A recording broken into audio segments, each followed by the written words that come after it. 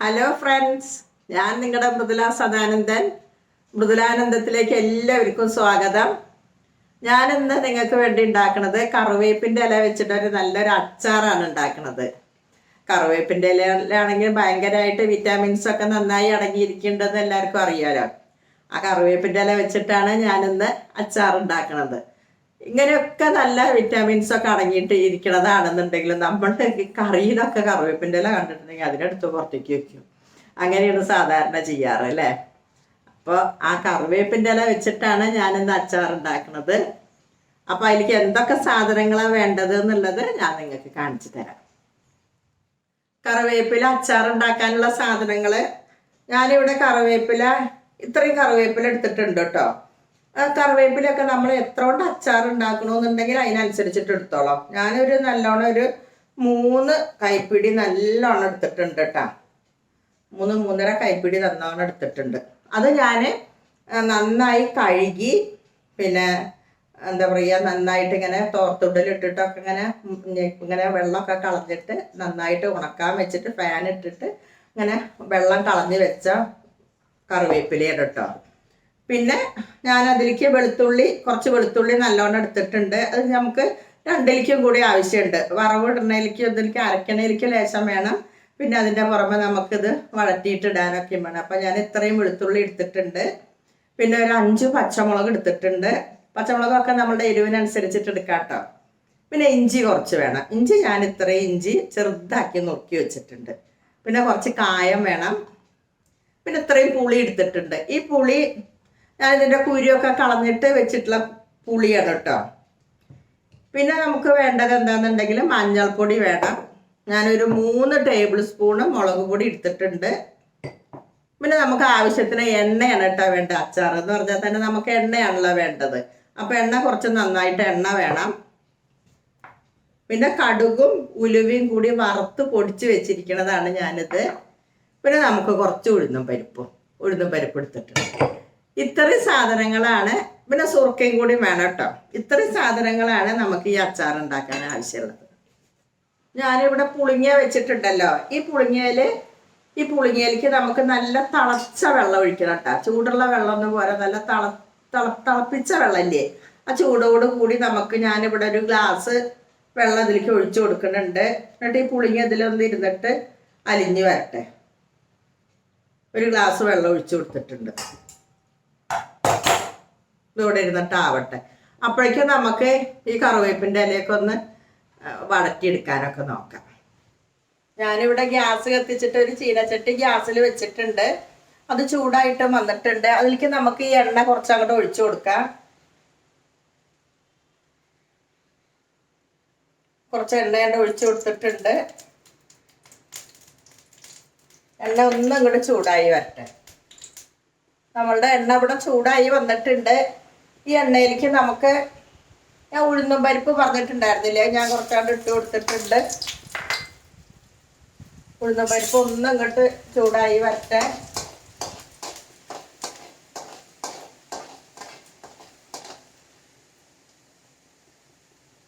ഒന്നും ഇങ്ങോട്ട് മൂത്ത് വന്നാൽ നമുക്ക് ഈ വെളുത്തുള്ളി ഞാൻ കുറച്ച് വെച്ചിട്ടുണ്ടല്ലോ, ഈ വെളുത്തുള്ളി അങ്ങോട്ട് ഇട്ട് കൊടുക്കാം.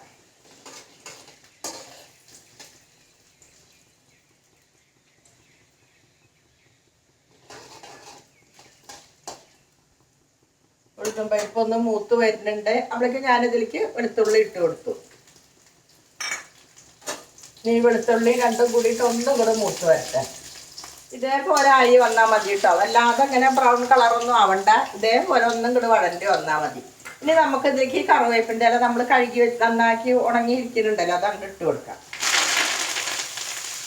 വെള്ളമൊക്കെ വറ്റിച്ചിട്ട് നമ്മൾ വെച്ചിട്ടുണ്ടല്ലോ, ആ കറിവേപ്പില കൊണ്ട് ഇട്ട് കൊടുത്തു.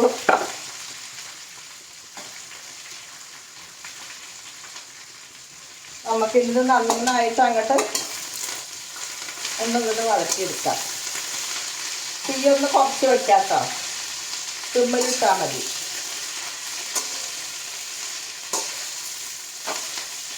കണ്ടില്ലേ? ഇനി നമുക്കിതിലേക്ക് ഈ മുളക് പൊടി മഞ്ഞൾപ്പൊടി അങ്ങോട്ട് ഇട്ട് കൊടുക്കാം. ഇതേപോലെ ഇങ്ങനെ ശബ്ദം വരുന്നുണ്ടില്ലേ, ആ സമയത്ത് നമുക്ക് ഈ മുളക് പൊടി അങ്ങോട്ട് ഇട്ട് കൊടുക്കാം. മുളക് പൊടിയും അതിൻ്റെ ഒപ്പം തന്നെ നമുക്ക് ഈ മഞ്ഞൾപ്പൊടിയും കൂടി ഇട്ട് കൊടുക്കാം. മഞ്ഞൾപ്പൊടി ഇട്ട് കൊടുത്തു. ഇനി നമുക്ക് ഇതിൻ്റെ പച്ചമണം മാറുന്ന വരെ ഒന്നും ഇങ്ങോട്ട് സിമ്മിലിട്ടിട്ട് തന്നെ ഇട്ടാൽ നമുക്ക് അങ്ങോട്ട് ഇളക്കി കൊടുക്കാം. ഇതിൻ്റെ പച്ചമണം ഒക്കെ ഒന്നിട്ട് മാറിക്കോട്ടെ.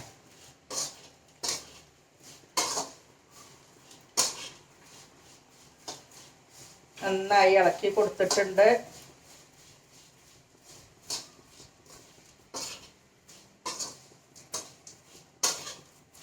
ഇനി നമുക്ക് ഇതിങ്ങോട്ട് വാങ്ങി വെക്കാം. വാങ്ങി വെച്ച ആറിയതിൻ്റെ ശേഷം നമുക്ക് ഇതിങ്ങോട്ട് പൊടിച്ചെടുക്കാം. ഇപ്പം മുളകും പൊടിയുടെ പച്ചമണമൊക്കെ ഒന്നിങ്ങോട്ട് മാറിയിട്ടുണ്ട്. നമുക്കിനി ഉണ്ടല്ലോ ഈ ചീനച്ചട്ടിന്ന് കണ്ടില്ലേ ശബ്ദം കേട്ട് കണ്ടില്ലേ, ഇതേപോലെ ഞങ്ങൾ ആയി വരേണ്ടത് കേട്ടോ. ഇതിന് നമുക്ക് ഈ മിക്സിയുടെ ജാറ് നന്നായിട്ട് വെള്ളമൊന്നും ഇല്ലാതെ തുടച്ചെടുക്കണം കേട്ടോ. ഉണങ്ങിയതിന് ശേഷം അത് ഇതിലേക്ക് ഇട്ട് കൊടുക്കാം.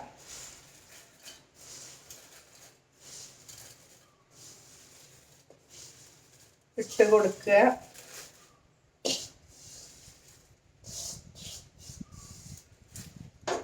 ഇട്ട് കൊടുത്തതിൻ്റെ ശേഷം പിന്നെ നമ്മൾ ഈ പുളിവെള്ളം ഇവിടെ വെച്ചിട്ടുണ്ടല്ലോ, പുളി പറഞ്ഞിട്ട് ആ പുളിയോട് കൂടിയിട്ട് അങ്ങനെ ഒഴിച്ചു കൊടുക്കാം. അതുകൊണ്ടാണ് തിളച്ച വെള്ളത്തിൽ തന്നെ ഇട്ട് വെക്കണം എന്ന് പറയാൻ കാരണം. അച്ചാറാകുമ്പോൾ നമുക്ക് കുറച്ച് ദിവസം എടുത്ത് വെക്കേണ്ടതല്ലേ, അപ്പം അതുകൊണ്ടാണ് തിളച്ച വെള്ളത്തിൽ തന്നെ ഇട്ട് വെക്കണേണ്ടത്. അറിയതിൻ്റെ ശേഷം നമ്മളിതിലിട്ടിട്ട് നമുക്കിത് നന്നായി ഇവിടെ അരച്ച് കൊണ്ടുവരാം. ഞാനിവിടെ മിക്സിയിൽ നന്നായിട്ട് കണ്ടില്ലേ, ഇതേപോലെയാണ് ഞാൻ അരച്ച് കൊണ്ടുവന്നിരിക്കുന്നത്. കണ്ടില്ലേ ഇതേപോലെ. ഇനി ഞാനിപ്പോൾ ഇവിടെ ഗ്യാസ് കത്തിച്ചിട്ട് ഒരു പാൻ ഗ്യാസിൽ വെച്ചിട്ടുണ്ട്. അതിലേക്ക് നമുക്ക് ഈ നല്ലെണ്ണ ഇങ്ങനെ ഒഴിച്ചു കൊടുക്കാം. നല്ലെണ്ണ എണ്ണ ഒഴിച്ചു കൊടുക്കണം കേട്ടോ, എന്നാലേ അച്ചാറൊക്കെ ആകുമ്പോൾ നമ്മൾ നല്ലെണ്ണ എണ്ണ ഒഴിക്കണമല്ലോ.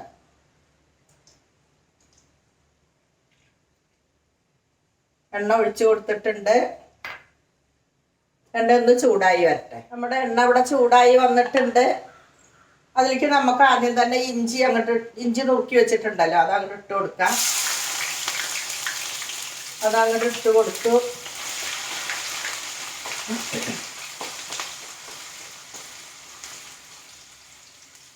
അതിൻ്റെ ഒപ്പം തന്നെ നമുക്ക് ഈ വെളുത്തുള്ളി നമ്മൾ കണ്ടില്ലേ ചെറുതാക്കി നീളത്തിൽ നുറുക്കി വെച്ചിട്ടുണ്ടല്ലോ, അതും കൂടി അങ്ങോട്ട് ഇട്ട് കൊടുക്കാം. വെളുത്തുള്ളി ഇട്ട് കൊടുത്തു. ഒന്നും ഇങ്ങോട്ട് വഴണ്ട് വരട്ടെ. ഇനി നമുക്ക് അതിൻ്റെ ഒപ്പം തന്നെ നമുക്ക് പച്ചമുളക് ചെറുതാക്കി നുറുക്കി വെച്ചിട്ടുണ്ടല്ലോ, ഈ പച്ചമുളക് ഇട്ട് കൊടുക്കാം. കുറച്ച് കറിവേപ്പില ഇട്ട് കൊടുത്തു. ഇനി ഒന്ന് വഴണ്ട് വരട്ടെ.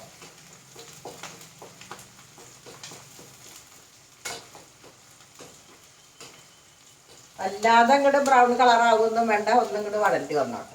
ഞാനിവിടെ ഏകദേശം മൂത്ത് വന്നിട്ടുണ്ട്. അപ്പം ഞാൻ ഇതിലേക്ക് ഉണ്ടല്ലോ കുറച്ച് നമുക്ക് ഈ കാശ്മീരി ചില്ലി പൗഡറാണ് ഇട്ട് കൊടുക്കുക. അത് നമുക്കൊരു കളറിന് വേണ്ടിയിട്ടേ കുറച്ച് തന്നെ എടുത്തിട്ടുള്ളൂ, അത് നമുക്കാണ് ഇട്ട് കൊടുക്കാം. അതങ്ങോട്ട് ഇട്ട് കൊടുത്തിട്ടുണ്ട്. ഏകദേശം വഴണ്ട് റെഡിയായി വന്നിട്ടുണ്ട്. നമുക്കിനി അതിലേക്ക് ഉണ്ടല്ലോ കടുകും ഉലുവയും കൂടി നമ്മളിങ്ങനെ പൊടിച്ച് വെച്ചിട്ടുണ്ടല്ലോ, വറുത്ത് പൊടിച്ച് വെച്ചിട്ടുണ്ടല്ലോ, അതും നമുക്ക് കുറച്ചങ്ങോട്ട് ഇട്ട് കൊടുക്കാം. കുറച്ച് അതും ഇട്ട് കൊടുത്തു. അതിൻ്റെ പച്ചമണം കൂടി ഒന്നിട്ട് മാറിക്കോട്ടെ. ഇനിയിപ്പോൾ നമ്മളിതിൽ ഉപ്പിട്ട് കൊടുത്തിട്ടില്ലല്ലോ, അപ്പോൾ കുറച്ച് ഉപ്പും കൂടി നമുക്ക് ഇട്ട് കൊടുക്കാം. തീരെ ഉപ്പിട്ടിട്ടില്ലല്ലോ, അപ്പോൾ ഉപ്പിട്ട് കൊടുക്കാം.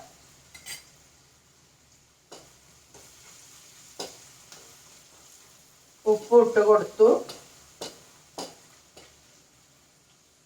ഇനി നമുക്ക് അതിലേക്ക് നമ്മൾ ഈ അരച്ച് വെച്ചിട്ടുള്ള കറിവേപ്പിൻ്റെ ഇല എല്ലാം കൂടി നമ്മൾ അരച്ച് വെച്ചിട്ടുണ്ടല്ലോ, അത് നമുക്കത് ഇട്ട് കൊടുക്കാം.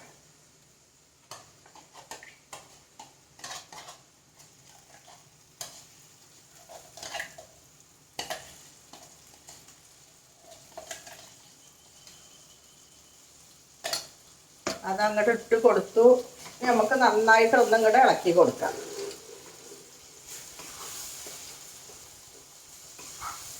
എല്ലാം കൂടി ഒന്ന് കൂട്ടി യോജിപ്പിച്ച് കൊടുക്കാം.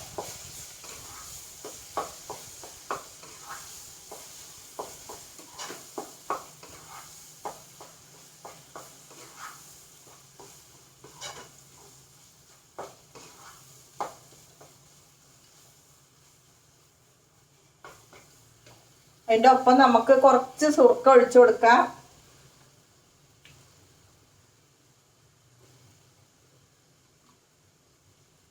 കുറച്ച് സുർക്ക ഒഴിച്ചു കൊടുത്തിട്ടുണ്ട്.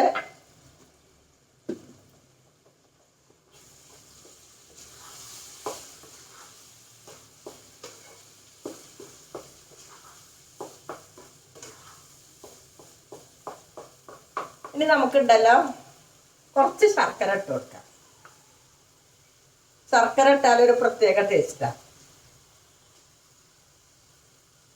എന്താ വെച്ചാൽ ആ എരിവും പുളിയും എല്ലാതും കൂടിയിട്ട് ഒന്നായിട്ട് ബാലൻസ് ചെയ്തോളൂ.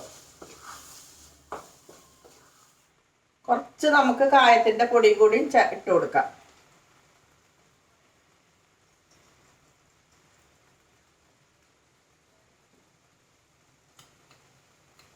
കായത്തിൻ്റെ പൊടി കൂടി ഇട്ട് കൊടുത്തു. നന്നായി അത് ഇളക്കി കൊടുക്കാം.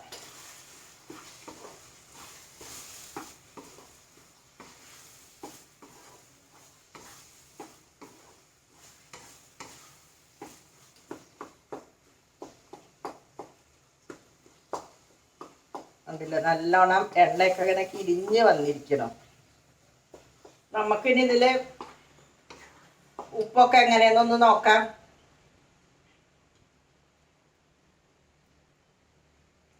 ആ ശർക്കരയും എല്ലാം കൂടി ഇട്ടപ്പോൾ ഭയങ്കര ടേസ്റ്റ് ഉണ്ട്. പാകത്തിന് തന്നെയാണ് എരിവും എല്ലാതും. കുറച്ച് ഉപ്പും കൂടി നമുക്ക് ഇട്ട് കൊടുക്കാം. കുറച്ച് തന്നെ വേണ്ടു. ഇനി ഞാനിത് വാങ്ങി വെച്ചിട്ട് വേറൊരു പാത്രത്തിലാക്കിയിട്ട് നിങ്ങൾക്ക് കാണിക്കാം. കണ്ടില്ലേ? അങ്ങനെ നമ്മുടെ കറിവേപ്പില അച്ചാർ ഇവിടെ റെഡിയായി വന്നിട്ടുണ്ട്. നിങ്ങളെല്ലാവരും ഒന്ന് ഉണ്ടാക്കി നോക്കിക്കോളോട്ടാ. ഇത് നമുക്ക് ചോറിലേക്കും എല്ലാവരിലേക്കും കഴിക്കാൻ പറ്റും. ഭയങ്കര ടേസ്റ്റാണ്. ഇത് നമുക്ക് ഞാൻ പറഞ്ഞ പോലെ തന്നെ ഇങ്ങനെ കണ്ടില്ലേ, ഗ്ലാസ് ജാറിലാക്കി വെക്കുക. അതും തുടച്ചിട്ട് വെള്ളമൊന്നും ഇല്ലാത്ത അങ്ങനെ ആക്കി വെച്ചാൽ നമുക്ക് കുറച്ച് ദിവസം നന്നായിട്ട് ഇരിക്കും കേട്ടോ. ഫ്രിഡ്ജിൽ വെച്ചിട്ടുണ്ടെങ്കിൽ നമുക്ക് നല്ലോണം കുറേ ദിവസം ഇരിക്കും.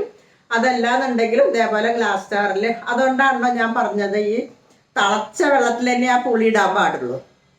അപ്പോൾ നമുക്ക് കുറച്ച് കാലം എടുത്ത് വെക്കാൻ പറ്റുമേ. ഇനി ഞാൻ ഈ പാത്രത്തിലേക്ക് ആക്കാം.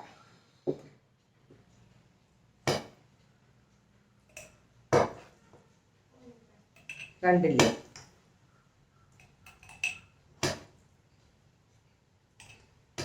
ഇതേപോലെ ഇനി ഞാനിതിലെല്ലാതും ആക്കി വെക്കട്ടെ. അപ്പോൾ നിങ്ങളെല്ലാവരും കറിവേപ്പിൻ്റെ ഇല കിട്ടുന്ന സമയത്ത് ഇതേപോലെ അച്ചാറുണ്ടാക്കി വെച്ചോളാം. ഭയങ്കര ടേസ്റ്റാണ്. അത് മാത്രമല്ല നമുക്ക് ദേഹത്തിനും വളരെ നല്ലതാണ് കേട്ടോ. അപ്പോൾ നമുക്ക് എന്നാലും ഇനി അടുത്ത വീഡിയോയിൽ കാണാം.